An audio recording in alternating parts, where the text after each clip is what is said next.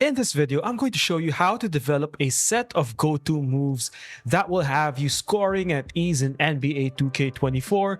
In certain game modes like the Rec, it should be easy. Now, the only people that have stopped me from scoring in the Rec are my teammates, but that's a conversation for a different story. But if you want to get better and score with ease, this is the video for you. Alright, so the first mistake I see a lot of people doing when they're playing Rec, and of course, there are exceptions. Really good players can afford to do so. But if you're an average to casual player, I don't want you going around in Rec doing all of these types of cancel moves. Alright? Spamming moves, not being economical, not directing your player to where he needs to go in order to get the bucket. Trying to do all those extra moves is a one-way ticket into a brick. Okay? Now, I don't care if you know how to L2 cancel, how to combo all of these moves. The goal is to get an efficient bucket.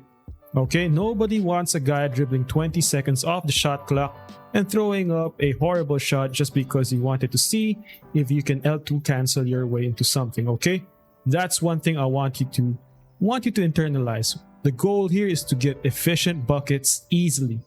And the first step in doing that is to know where your hotspots are on the court. Now, if your hotspots are red or purple, those are areas where you should be shooting most of your shots from. So do this for me the next time you head in the practice gym. Visualize where you want to go and what moves you want to get to. For example, I'm really good going into my Devin Booker floaters. I've also got high confidence in hitting this Kevin Werther step back shot going to the left, but also in the left block or in the right block when I'm posting up, I'm pretty confident, as well as getting into my pull-up jumpers and fades.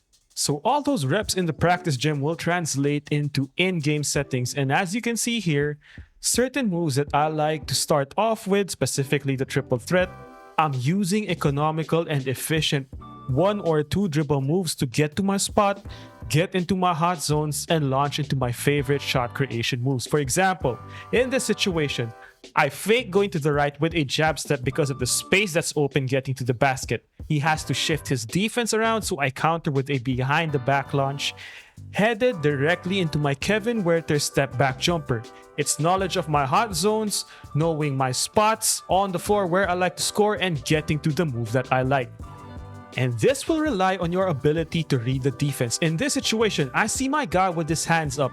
That means he won't be able to catch up with me moving laterally. So I attack his defense with a quick explosive move, get into the Werther step back jumper with a lot of space he won't be able to contest. This is the first layer of my offensive arsenal that I start with, and then I go into dribbling.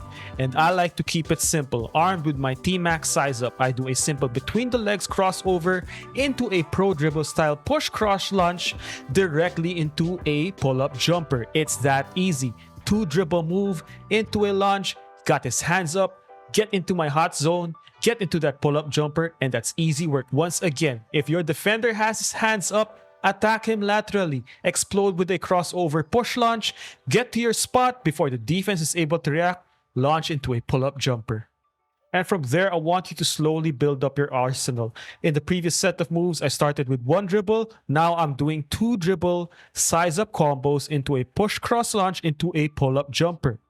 Then once you get comfortable with those stationary combos, now I want you to add those into your triple threat launches.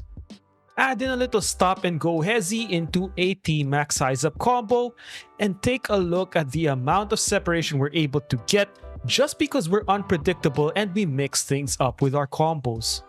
And then from there, work on reading the defense and making the right pass if it's available. And trust me, once you're successful attacking space, using triple threat combos and dribble moves to attack your defenders, what you'll notice is that now your defenders are going to crowd you, give you that hip ride animation, thinking you won't be able to counter that type of defense. But I'm here to tell you that that's only the beginning. People think that physical defense, this type of defense right here, is the perfect defense, but take a look at the shading indicators. They are all lit green.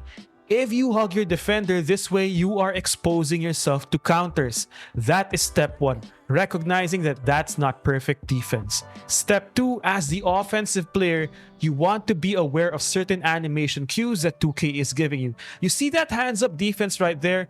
That lets me know that this defender has a low perimeter defense rating and I can attack him laterally. The next option for you as an offensive player is to recognize if I have a strength advantage over my defender and use bulldozer and strength to counter that defense. But another key point is to make sure that you're always giving yourself exits out of angles, and in this situation, if I continue to go straight through my defender, I will run into help. So I counter with a step back jumper, or in this situation, a snatch back dribble by tapping the right stick down. It's recognizing what the defense is giving me, using the appropriate counter to get to my hot zones and get to my offensive counters. And if it so happens that my teammates allow me to cook from the post, I will use my footwork and my pressure to determine how you will guard me. In this situation, I do a post drive to attack that space in the middle. My defender with the headband will try to cover that space, so I immediately counter with a fadeaway jumper over 3 defenders, and that is nasty. Now, defenders will catch on and will not play you for the initial drive. My defender does a great job here of disengaging, engaging once again, initiate that pump fake, and as soon as they jump, enter into your up and under fade animation to counter that excessive commitment. And now the next part is to be dynamic and initiate your post moves out of movement. I do that right here with a triple threat launch, cancel into a post up animation, and get into a dream shake shimmy fadeaway that is oh so sweet. From there, other than putting pressure going backwards with your fadeaway, I want you to attack angles with moves like this nice little post spin towards the baseline. And because I know he will be trying to contest from my left side and not the right, if I launch into a pull-up as I do right here, even though he does the hands up animation, that is an open shot. After you do your spin fakes or your spins towards the baseline, now I want you to counter with spin step backs, and take a look at the separation we do right here. Because we are faking our way into a spin towards the baseline, he has to cut that baseline off. We immediately counter with a spin step back to get to the 3-point line, and it's too late, man. Even though you got your hands up, that's easy work. Once again, I am plotting these moves in practice, making sure that I use the correct principles to get into my different shots, get to the spots that I want with my hot zones, and get into the counters that I practice every single day.